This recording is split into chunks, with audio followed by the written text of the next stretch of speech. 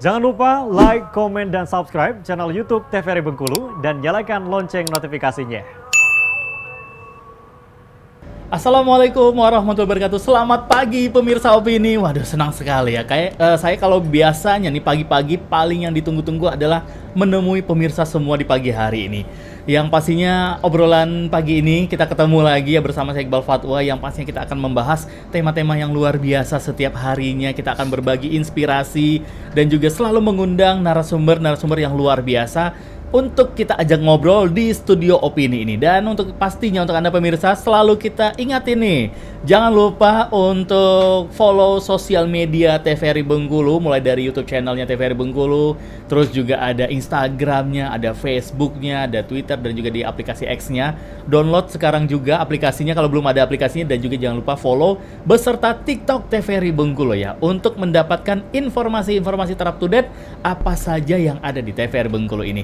Nah, pemirsa Opini, kita sudah kedatangan tamu spesial di pagi hari ini, anak muda Bengkulu yang luar biasa, yang aktif berorganisasi juga. Kita akan ngobrol-ngobrol banyak bersama dengan dia. Siapakah dia? Langsung saja, ini dia, ada Fajri Gustandi. Selamat pagi Fajri. Oke, pagi Bang Iqbal. Wah, terima kasih Fajri sudah rela bangun pagi.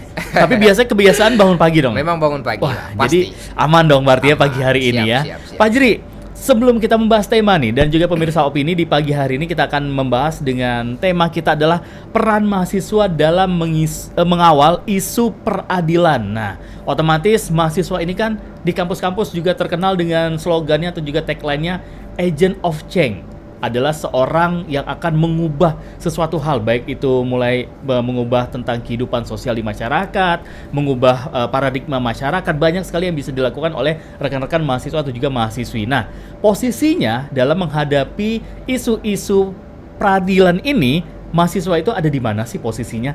Nah, sudah kita undang di sini, ada perwakilan dari mahasiswa, ada Fajri. Fajri ini mahasiswa di mana nih? Ya, saya mahasiswa hukum nih Bang Iqbal, di Unip sekarang. Universitas Iya. Bengkulu. Sudah semester berapa, Fajri? Sekarang semester 6 masuk Semester 6 masuk semester 7. Iya, berarti benar, ya kurang lebih 3 semester lagi atau 2 semester lagi berarti dong selesai. Insya Allah kalau nggak ada halangan 1 tahun ini udah kelar. Amin. Kita doakan nih. Amin. Biar Terima kasih, Bang selesai Iqbal. dari Opini ini semua tugas-tugas kampusnya Amin. selesai dengan cepat. Amin. Siap. Dan langsung ke berarti S-Hum dong. Nanti SH. gelarnya. SH ya? Oh Iya, ya, SH. Sarjana Sarjana hukum, Hukum. dan nanti lanjut ke M-nya lagi nih. Amin. Insya Allah. Berarti ada plan juga nih ke sana nih, Fajri. Ada nih Bang, rencana nih mau lanjut nih. Nggak mungkin kan kita stuck nih. Betul. Kalau misalkan nantinya ya S1 ini sudah bisa mencukupi untuk kita lanjut di dunia pekerjaan, ya alhamdulillah gitu kan. Oh, oke. Kalau belum cukup ya kita lanjut. Lanjut lagi ya. Kita lanjutkan. Kalau Fajri sendiri ini kan setahu saya ya, mungkin kalau sekarang sudah berubah atau seperti apa gitu up to date-nya. Di hukum itu ada yang ke pidana, ada yang ke perdata gitu ya untuk penjurusannya. Nah, kalau Fajri ini peminatannya kemana?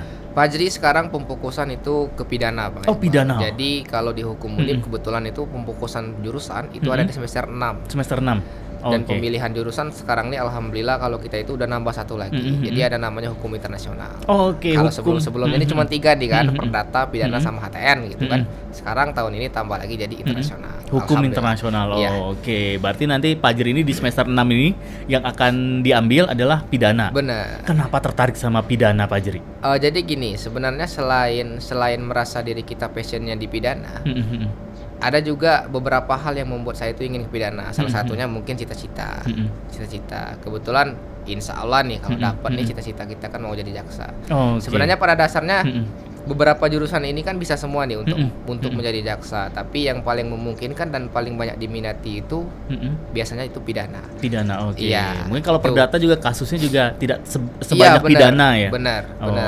Oke. Sebenarnya kalau untuk berbicara kasus nih Bang Iqbal, pada dasarnya kasus itu ya kalau yang paling banyak terjadi di tengah-tengah masyarakat itu adalah kasus keperdataan pada dasarnya.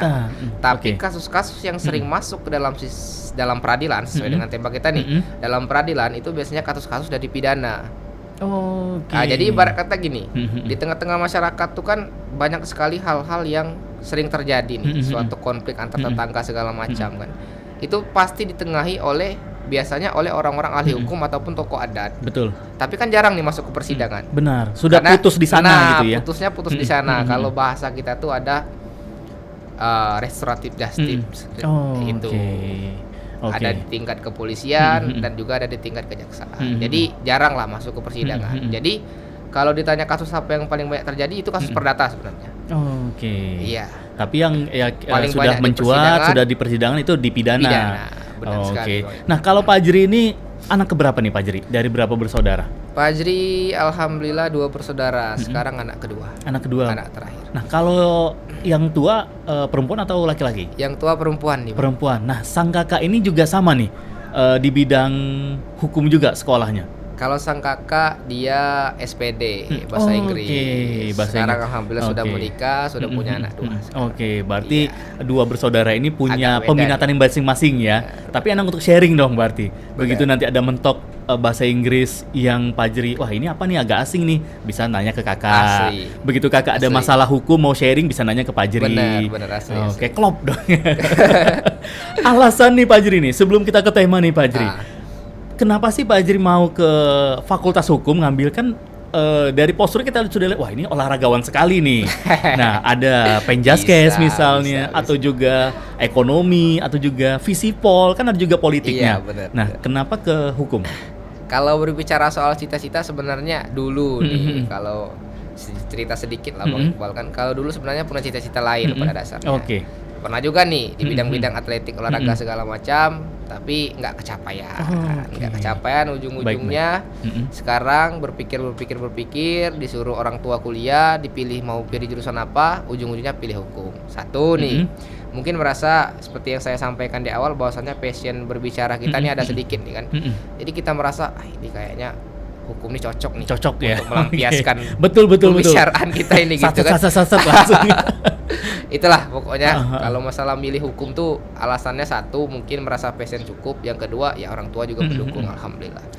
Iya, Oke. alhamdulillah juga menyarankan orang tua lah. Kalau dari keluarga atau juga teman-teman sudah ada yang misalnya dari hukum sudah sekarang menjadi jaksa yang bisa menjadi inspirasi juga untuk Pak Ajri.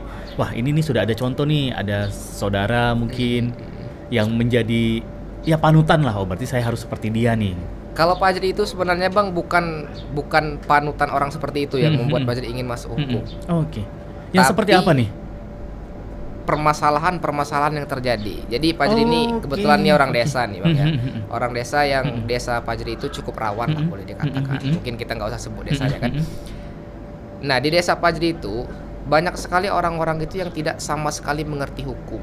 Nah, itulah sering terjadi konflik-konflik kecil yang seharusnya tidak mesti dikonflikkan pada dasarnya. Benar-benar. Jadi Pak Ajri itu berkeinginan, kok nggak ada sama sekali di kampung saya ini yang ngerti hukum gitu kan. Gimana kampung saya ini mau maju kalau terus-terusan kayak gini. Jadi berkepikiran, ini insya Allah lah dengan saya mengambil ini dengan niat baik yang saya punyai, insya Allah nanti saya dapat membantu kampung saya, kampung kecil saya. Itu tujuan pertama saya. Berarti dari keresahan nih. Bener, berangkatnya dari keresahan. Ngobrol dengan tetangga-tetangga, kurang memahami tentang hukum. Benar. Kalau motivasi segala macam nggak ada dulu, nggak ada. Murni pure dengan keresahan yang Pak Ajri rasakan pada saat itu. Oke, mudah-mudahan yang cepat selesai ini bisa begitu mudik ke kampung halaman, ngobrol sama teman-teman, sambil silaturahmi, sambil juga menjelaskan tentang seperti ini loh kehidupan kita dalam berlandaskan hukum, ada yang boleh, ada yang enggak gitu. Minimal mereka paham. Iya, kalau sering kita sebut nih kan masyarakat Indonesia itu minimal paham pasal 28J. Betul. Tentang hak asasi manusia. Minimal tentang itu aja. Nah, terkadang tuh kan orang belum paham mengenai itu. Jadi bagaimana mereka ingin melanjutkan tentang pengetahuan-pengetahuan yang lainnya, belajar tentang yang lainnya, sedangkan attitude dasar yang seharusnya mereka miliki, nah itu mereka belum paham. Oke, yang benar-benar hak asasi manusia Bener. punya wewenang kita lah, seperti itu. Yang mana punya kita, yang mana bukan. Nah, itu aja mereka belum paham begitu kan. Betul. Oke, jadi awalnya dari sana, dari keresahan itu tadi ya. Asli. Dan nah, berbicara juga di sisi lain ini kan Pak Ajri ini juga sebagai pengurus organisasi, bahkan pengurus pusat nih. Nah, organisasi apa ini Pak Ajri? Pak Ajri sekarang ini kebetulan lagi pengurus dari HKPSI nih Bang. Apa jadi itu? HKPSI ini merupakan himpunan komunitas mahasiswa peradilan semu. Peradilan semu. Iya, peradilan semu. Jadi HKPSI itu adalah naungan dari peradilan semu yang ada di setiap kampus yang ada di Indonesia. Sekarang ini kami beranggotakan sekitar 40 kampus yang ada di seluruh Indonesia.